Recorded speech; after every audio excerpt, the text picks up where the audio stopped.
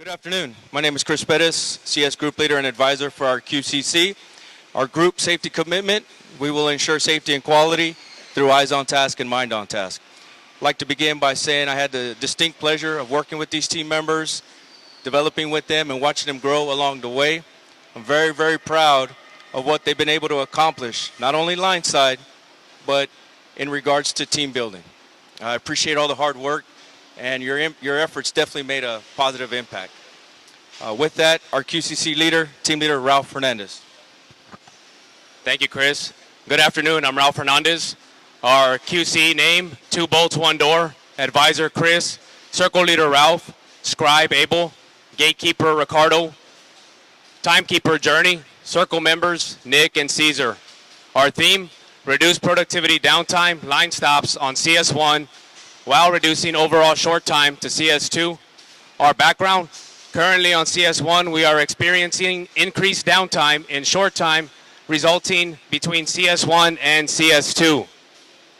Now this is our first QC that we're able to report out on, so we're pretty excited about it. Step 1, clarify the problem. Ultimate goal, to safely keep constant quality while continuously looking at ways to improve productivity and cost. Our ideal situation, 0 temp stops on CS1. Current situation, for the month of February, we had 105 temp stops with a gap of 105. Our data obtained was for the month of February. I'll go ahead and pass the mic to Abel. Thank you, Ralph. Hi, my name is Abel Hernandez. I'm going to be going over steps 2 and 3. For step 2, we break down the problem. Through this step, I really learned that through day-to-day activities and focus, we can really pinpoint where the issue is coming from. So through Genshin Kibutsu, we monitored CS1 line from February 1st to February 28, 2019 to document how many temp stops we had for the month and which pitch had the most temp stops. Our total for the month was 105 temp stops. Where we had those stops, pitch 1 had 11, pitch 3 had 6, pitch 4 had 0, pitch 5 had 9, pitch 7 had 7, pitch 8 had 12, pitch 9, which is a shared pitch with WI, had 19, and pitch 6 had 41. What side? Left-hand side had a total of 12 temp stops. Right-hand side had 29. What truck? Tundra had a total of 8. Tacoma had a total of 21 temp stops. Right there is our prioritized problem on Tacoma. Here are some visual cues of the steps in the process. So we installed 2 cow bolts. We had 0 of 21 temp stops. Install 1 bolt and 1 nut for the IP bracket, 0 of 21. Remove door from the cassette, 0 of 21. We set door to the cab, 0 of 21. We install the 3 door bolts, 21 of 21. We operate the cassette, that's also 0 of 21. So our prioritized problem at the point of occurrence, we've had 21 line stops on CS1 right-hand side due to installing the 3 door bolts. Now step 3 is target setting. For our target, we would like to eliminate the 21 right-hand temp stops on CS1. Our total reduction to reduce the amount of temp stops for an overall gap of 20%. Now here are our charts here. So here's our prioritized problem, the 21 temp stops. We'd like to get hit our target of 0 for 100% reduction. And our current impact is 105. Our overall impact, we'd like to get it at an 84 for a 20% reduction. I'd like to go ahead and pass the mic to Ricky. Hello everyone, my name is Ricardo Garcia and I will be presenting steps 4 and 5 to you today, starting with root cause analysis. So jumping right in, we're going to highlight the 21 line stops on CS1 right hand side. Now real quick, I'll be real honest with you all. A lot of these line stops were probably mine. I'm someone that really struggled with this process. So these 2 steps really helped me pinpoint problems and find solutions to them. So jumping right in, we looked at man and we saw that team members were properly following standardized work as well as fundamental skills. So we moved on to material when we saw that our door bolts were new and not stripped. We also saw that our door retainers are clear of debris. Moving on to machine, our hoist is in good working condition. Environment, we saw no change to the bolts or the hoist due to climate, which brought us to method. And as you can see, Weld team members were installing 3 bolts into the front door. Why? There was a quality concern between front door and rear door. Why? No good final fit. Why? There was a winking retainer. We had winking retainers.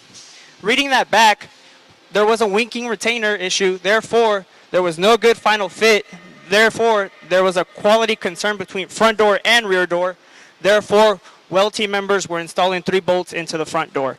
And if I can have your attention right here in this picture, you'll see the current condition of our door retainers, and you'll see that they're in good condition, clear of debris. Moving on to step 5, developing countermeasures. Our first one was to eliminate the IP bracket install to ensure team members don't overcycle.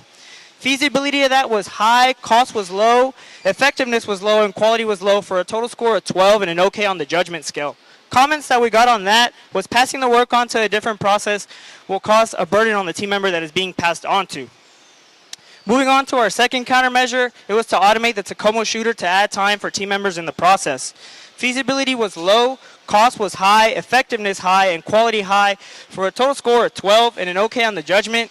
Comments that we got is that it was too expensive for the Tacoma shooter to be fully automated like our Tundra one, which brought us to our third countermeasure, which was to Yokuten the front door process to be like the rear door process, which only uses 2 bolts. Feasibility of that was high, cost was low, effectiveness was high, and quality was high for an overall score of 20 and a good condition on our judgment scale. Comments that we got on that is that team members will reduce an element from the process. Which brings us to our PDCAs. The first one was a plan, and that was to talk to QE about a 2-bolt trial. We started and finished that on March 1st. The who was Ralph, and the status of that is complete. The second plan was to get PCF signatures for the trial. We started that on March 4th, finished that March 5th. The who is Ralph, status complete. The next 3 were dues. The first one being to notify Paint AM and GL of trial, notifying Paint AM and GL of trial, and notifying Trim AM and GL of trial, as well as notifying Assembly, Fit AM, and GL of the trial. We started and finished these on March 6th. The who again was Ralph. Status on all 3 is complete. The last 5 were all acts. Number 6 being to run a 30-body trial and get feedback. We started that March 7th, finished it March 8th. The who is Journey and Ralph. The status of that is complete.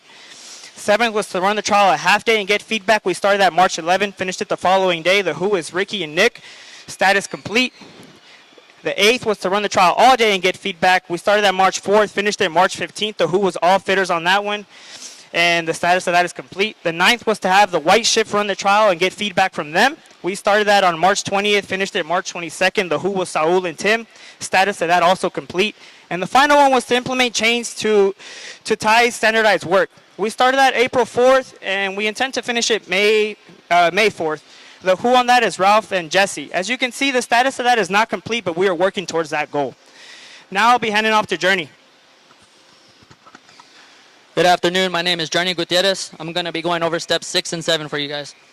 So step 6, see countermeasures through. We conducted a 2-door bolt trial from March 7th to March 28th, 2019, using 1 less bolt on right-hand front door process. We received positive feedback from all departments with 0 outcome to process change, 0 negative outcome to process change. Our build for March was 17,720 units with a cost savings of $2,126.40 for the month. Our build for the year is 212,640 units. With this trial, overall cost savings is $25,516.80. So our annual cost savings, the original with 3 bolts was $76,500. We reduced it with our new bolts to $51,000 for a cost savings of $25,500. So we also had a reduction of 607 totes for the year delivered to CS1 by conveyance.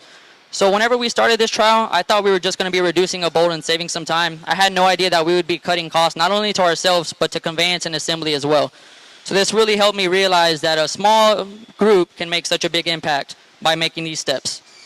So for step 7, confirm results in process. Currently for March, CS1 had a total of 73 temp stops with 0 occurring on right-hand pitch 6. The OA went up during the trial month, which actually happens to be the first time that we've hit our target this year.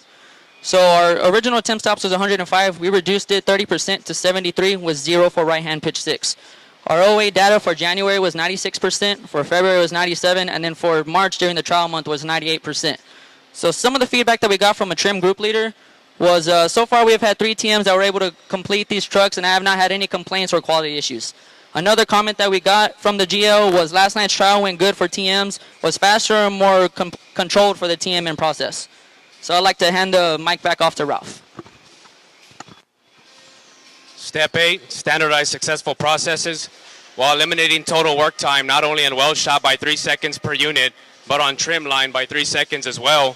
By removing an element, we're making our product more profitable. We are currently in the process of getting signatures on a new PCF to implement change to standardized work and Yoka 10 to the left-hand side. The PCF you see here is the original PCF. We had all the signatures, got everybody on board with this trial. If you can look here, our level assessment and planning table, as you can see, we started in Zone D. We finished in between Zone D and Zone D1 with some improvement, obviously a little more improvement. We're looking forward to the next quality circle. Personal reflection regarding this quality circle, this all started with me asking why. Being from assembly, I had no idea how weld shop was ran. In learning this right-hand process, I decided to ask why we shot 3 bolts in the front door instead of 2 like the rear door. A lot of the answers I got weren't definitive. Went ahead and asked to run a trial, got with QE. There was some doubt in running this trial. There was a no good final fit, how it might affect paint, touch mark issues. We eventually collectively came together, decided to run a small trial, and it was successful, which is our completed quality circle. Now, not only did we complete this, but our QC meetings allowed us as a team to better get to know each other, and we were able to showcase to you guys our hard work and our good teamwork skills. For my personal reflection, I really learned that it is possible to come together as a team in such a short amount of time to really make a positive impact, not only for the weld shop, but also for assembly as well. And then also learning the impact to conveyance was also really neat in my book too. My personal reflection is I really didn't expect to be here. When I got asked to be a part of this quality circle, I thought we were just going to gather some data and run some trials, and the next thing I know, they're telling us that we got to put a presentation together for all of you. So it's been very exciting. It's been a little nerve-wracking. It's not easy to get up here in front of all you and talk to y'all, but it's been a very good learning experience, and it's been very fun.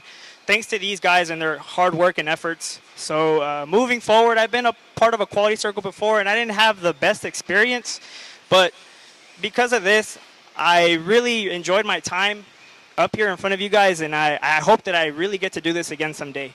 So thank you.